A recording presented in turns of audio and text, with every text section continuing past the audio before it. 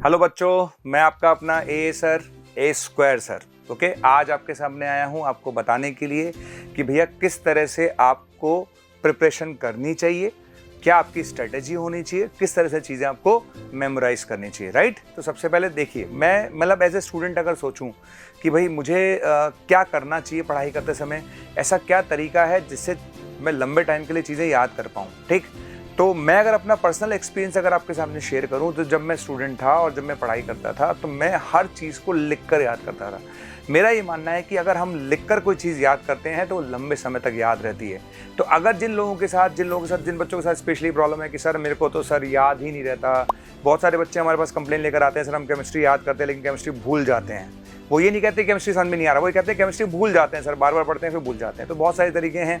कुछ बच्चे एक काम ये भी कर सकते हैं, बेटा अगर तुझे मेमोराइज करने में दिक्कत आती है तो उसको लिख कर याद कर। अगर आप लिख कर याद करेंगे तो मैं ये मानता हूँ कि वो चीज़ ज़्यादा लंबे समय तक आपको याद रहेगी।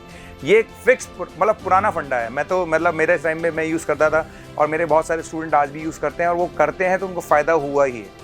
आज आप मान के चलिए कि किसी चीज़ को अगर मैं लिख के याद कर दूंगा तो डेफिनेटली एक बोल के याद करना और एक लिख के याद करने में अगर आप याद करते हैं तो वो चीज़ ज़्यादा समय तक याद रहती है। तो पहली बात ध्यान रखिए, अगर आपको दिक्कत है और आपको लगता है कि सर मुझे लंबे टाइम तक चीज़ें याद नहीं रहती हैं, तो बच्चों मैं आपसे कहूँगा उसे लिख कर करिए, ज़्यादा से ज़्यादा आपको ज़्यादा याद होगा। दूसरी बात क्या है, कुछ लोगों के साथ ये भी शिकायत आती है कि सर हम रिवीजन कैसे करें, सर हम बार बार भूल जाते हैं। ये जो प्रॉब्लम आपके साथ आ रही है उसका सिंपल सा रीज़न ये है कि एक तो आपको मैंने बता ही दिया, दूसरी बात क्या, प्रैक्टिस की कमी है।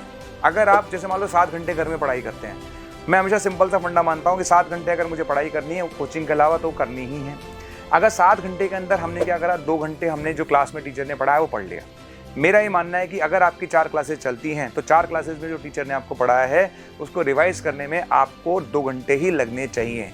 यानी कहने का मतलब है कि हर क्लास में जो टीचर पढ़ाता है उसको रिवाइज करने में आपको आधा घंटा लगना चाहिए। यानी कुल मिलाकर अगर मुझे 4 लेक्चर का रिवाइज करना है तो मुझे 2 घंटे लगने चाहिए। यार अब मुझे पढ़ाई तो 7 घंटे करनी है।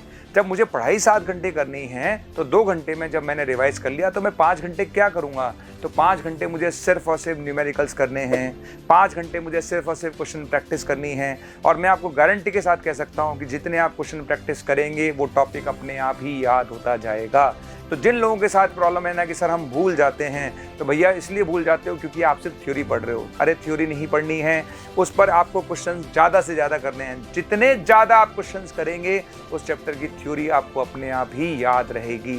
तो ये ध्यान रखिए, हमें क्या करना है, हमें ज़्यादा से ज़्यादा क्वेश्चन करने हैं। अगर मैं 7 घंटे पढ़ने वाला स्टूडेंट हूँ तो मेरी आपसे रिक्वेस्ट है कि 2 घंटे ही आप अपने थ्योरी में टाइम दीजिए, बाकी 5 घंटे उस थ्योरी पर बेस क्वेश्चन पर टाइम दीजिए। मैं गारंटी के साथ कह सकता हूँ कि वो थ्योरी आपको अपने आप ही याद हो जाएगी, आप उसे भूलेंगे नहीं। तीसरी बात, बहुत सारे लोगों के साथ अलग चैलेंजेस आते हैं कि सर मेरा बैकलॉग बहुत इकट्ठा हो गया है, सर मैं समझ नहीं पा रहा कि सर मैं उसको कैसे करूं, सर बैकलॉग में बहुत दिक्कत आती है। तो देखिए, मेरा ये मानना है कि बैकलॉग तभी हो सकता है जब हम कहीं ना कहीं इनसिंसियरिटी दिखाएं। अगर आपने पूरे टाइम सिंसियरिटी से 7 घंटे पढ़ाई करी तो मैं ये नहीं मान सकता कि आपका बैकलॉग इकट्ठा हो जाए। अगर आपका बैकलॉग इकट्ठा हो रहा है इसका मतलब कहीं ना कहीं गड़बड़ है। दूसरी बात, जब भी आप पढ़ाई करें तो हमेशा छोटे छोटे टारगेट लेकर चलें। जैसे जब मैं पढ़ाई करता था, या मैं अपनी बात नहीं कर रहा हूँ, मैक्सिमम लोग जो पढ़ाई करते थे वो टारगेट बना के पढ़ाई करते हैं। टारगेट बना के पढ़ाई करने का मतलब होता है कि भैया मुझे आज के दिन में मेरा जो टाइम है 5 घंटे का जो मुझे क्वेश्चंस करने हैं उसमें मुझे इस टॉपिक के इतने क्वेश्चन आज करने ही करने हैं। आप हर दिन का टारगेट बनाओ और टारगेट हमेशा टफ होना चाहिए, टारगेट इजी नहीं होना चाहिए। पता चला कि आपने टारगेट रखा कि 5 घंटे में मुझे 20 ही क्वेश्चन करने हैं, वो भी केमिस्ट्री के। इतना इजी टारगेट, अरे 20 क्वेश्चन केमिस्ट्री करने के लिए तुझे तो 20 मिनट भी नहीं चाहिए बेटा, 5 घंटे में 20 क्वेश्चन करके क्या करेगा। तो टारगेट हमेशा ऐसा बनाइए जो टफ हो, जो इजीली अचीवेबल ना हो। हमें इस तरह के टारगेट्स बनाने हैं और उस टारगेट को अचीव करने की कोशिश करनी है। और ये काम हमें एक दिन नहीं करना है। आप ये मत समझिए कि ये एक ही दिन काम करना है, ना भैया ये एक दिन काम नहीं करना है, हमें ये काम डेली करना है, डेली टारगेट बना के करना है। टारगेट बनाकर आप काम करेंगे, मैं गारंटी के साथ कह सकता हूं कि आपका रिजल्ट अपने आप ही इंप्रूव होने लगेगा। इसके अलावा आप और ध्यान रखें कि जब भी आप स्टडी करें तो आप टेबल चेयर पे पढ़ाई करें और मिनिमम कम से कम 3-3 घंटे की 2 सिटिंग दीजिए। मैं आपको फिर बताता हूँ, जो बच्चे बेड पर पढ़ाई करते हैं, बहुत सारे लोग म्यूज़िक सुन के पढ़ाई करते हैं, बहुत सारे लोग बेड पे पढ़ाई करते हैं। अरे यार, अगर आप बेड पे लेट लेट के पढ़ाई करोगे या आप म्यूज़िक सुनते सुनते पढ़ाई करोगे तो वो आउटपुट नहीं आएगा जो टेबल चेयर पर अगर आप पिन ड्रॉप साइलेंट में पढ़ाई करोगे 3 घंटे। जो बच्चा टेबल चेयर पर 3 घंटे बिल्कुल पिन ड्रॉप साइलेंस में पढ़ाई करता है, उसका कंसंट्रेशन लेवल धीरे धीरे अपने आप ही बढ़ता चला जाता है। यार, जिस बच्चे को 3 घंटे कंसंट्रेट होकर घर पे बैठ के पढ़ने की आदत है, मुझे लगता है उसे एग्जाम में फील ही नहीं आता होगा। उसे लगेगा यार 3 घंटे तो बैठ के क्वेश्चन करने हैं, तो उसे ऐसा लगेगा जैसे घर पे क्वेश्चन कर रहा हूँ, तो उसे बहुत दिक्कत आएगी नहीं। दिक्कत उन बच्चों के साथ आती है जो हर आधे घंटे में मोबाइल चेक करते हैं, या हर 1 घंटे बाद पानी पीने जाते हैं, या हर 1 घंटे बाद कुछ और करने जाते हैं। भैया, ऐसे लोगों के साथ बहुत दिक्कत है। तो मेरी आपसे रिक्वेस्ट है कि भाई प्लीज़ 3 घंटे आप टेबल चेयर पे बैठकर पढ़ाई करिए और बहुत सिंसियरली पढ़ाई करिए, और आपका पूरा फोकस पढ़ाई पर होना चाहिए। उस 3 घंटे के अंदर ना तो आपको मोबाइल देखना है, या ना कहीं जाना है। आपको 3 घंटे का टारगेट सेट करना है कि मुझे 3 घंटे में करना है, उस टारगेट को पूरा करने की कोशिश करिए। तो टारगेट बना कर आप पढ़ाई करिए। चौथा जो मेरे हिसाब से एक पॉइंट आता है वो ये है, कुछ टॉपिक ऐसे होते हैं जो बार बार हम भूल जाते हैं, होते होंगे डेफिनेटली, मैं मना नहीं करता। स्पेशली केमिस्ट्री में ज़्यादा होते हैं, क्योंकि केमिस्ट्री में थ्योरी ज़्यादा होती है, ऑर्गेनिक और इनऑर्गेनिक में।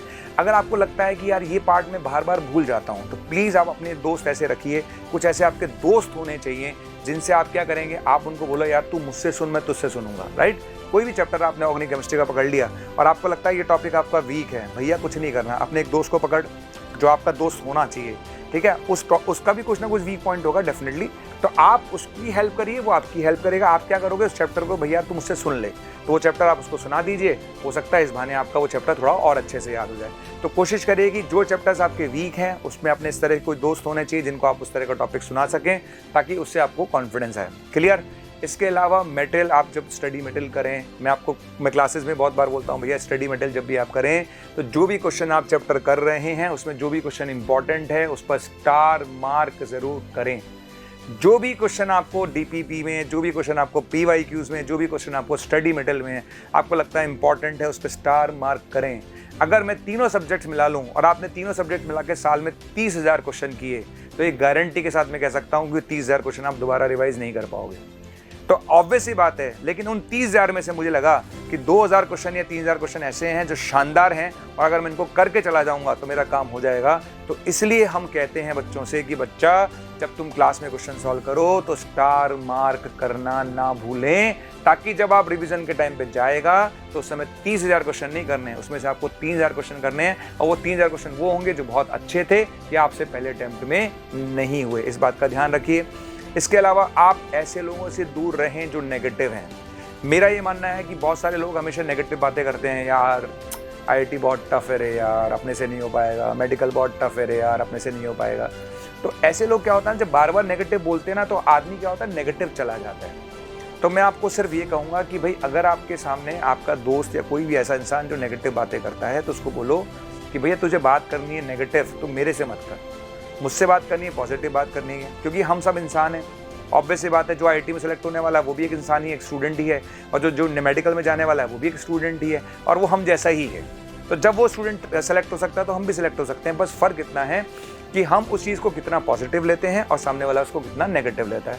तो हमेशा ऐसे लोगों से दूर रहें जो आपको नेगेटिव बातें करते हैं, ऐसे लोगों से हमेशा दूर रहें जो नेगेटिव बातें करें। आप एक बच्चा आपको बार बार बोलेगा तेरा आईआईटी में नहीं होगा, आईआईटी में नहीं होगा, आईआईटी में नहीं होगा, आपको एक दिन लगेगा यार वास्तव में सही कह रहा है, आईआईटी में होगा ही नहीं, ठीक। तो आप भी क्या होगा, धीरे धीरे आप उसको एक्सेप्ट कर लोगे, यार ये डेली मुझ में कुछ ना कुछ देखता है तभी मेरे से बोलता है आईआईटी में नहीं होगा। आप उसको बोलो यार मुझे जज मत कर, मैं कर लूँगा, मुझे खुद पर विश्वास है, मुझे पूरे पे खुद पर कॉन्फिडेंस है, और जब मुझे खुद पर विश्वास है तो मुझे आगे बढ़ने से कोई नहीं रोक सकता। तो ध्यान रखें, हमेशा सेल्फ कॉन्फिडेंट रहें। सेल्फ कॉन्फिडेंट का मतलब होता है, अगर मैं अपने आप में कॉन्फिडेंट हूँ तो कोई एक्स, कोई वाई और कोई जेड ये डिसाइड नहीं कर सकता कि मैं करूँगा कि नहीं करूँगा आईआईटी क्रैक या मेडिकल क्रैक।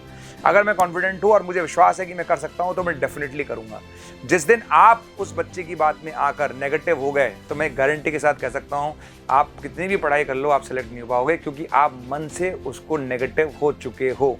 तो आप प्लीज़, मेरी रिक्वेस्ट है कि सारे बच्चे पॉजिटिव रहें, ऐसे लोगों के साथ रहें जो आपको पॉजिटिव बोलें, पॉजिटिव बातें करें। नेगेटिव लोग हमेशा नेगेटिव करते हैं, उससे आपका नुकसान ही होगा, उससे फ़ायदा नहीं होगा। इसके अलावा मैं कुछ और बातें बोलूँ तो मैं आपको बोलूँ, अपने आप का ध्यान रखिए, अपनी सेहत का ध्यान रखिए। अगर आप तैयारी कर रहे हैं, कोशिश करिए कि अपनी सेहत, बहुत खाने पीने का बहुत ध्यान रखिए, अपने आप को मोटिवेट रखिए। सबसे इंपॉर्टेंट होता है मोटिवेट रखना। पता है क्या है ना, बेसिकली एग्जाम क्या है, एक बेसिकली एक तपस्या है, तपस्या है ना। और तपस्या में क्या है, बहुत अपने आप को मोटिवेट रखना है। अगर आप कोई चीज़ चाह रहे हो, किसी चीज़ को आप चाह रहे हो, तो उस चीज़ को पाने के लिए आपको मेहनत करनी पड़ेगी। अब मेहनत करते समय क्या होता है, कई बार आपके सामने बहुत सारे रोड़े आएंगे, अवरोधक आएंगे, बहुत सारे लोग आपको नेगेटिव कराएंगे, बहुत सारी चीज़ें आपको लेकर, जैसे आपने कोई कुछ चैप्टर किया, उस चैप्टर में आपने 4 क्वेश्चन किए, चारों आपसे नहीं हुए, आप नेगेटिव हो गए। ऐसे बहुत सारे मोमेंट्स आपके सामने आएंगे। पर अगर आपने उन सारे मोमेंट्स को हटा दिया, नहीं भैया मेरे को तो क्रैक करना ही है, मुझे तो आगे जाना ही है, अगर आप इस तरह की फीलिंग्स के साथ आगे बढ़ेंगे, तो मैं आपको फिर बोल रहा हूँ, आपको कोई भी आदमी नहीं रोक सकता आगे बढ़ने से। तो अपने आप के ऊपर विश्वास करिए, अपने आप को कॉन्फिडेंट रखिए कि यस मैं करूँगा और मैं कर सकता हूँ। डेफिनेटली आप करेंगे। 3-3 घंटे की मिनिमम 2 सिटिंग्स रखिए।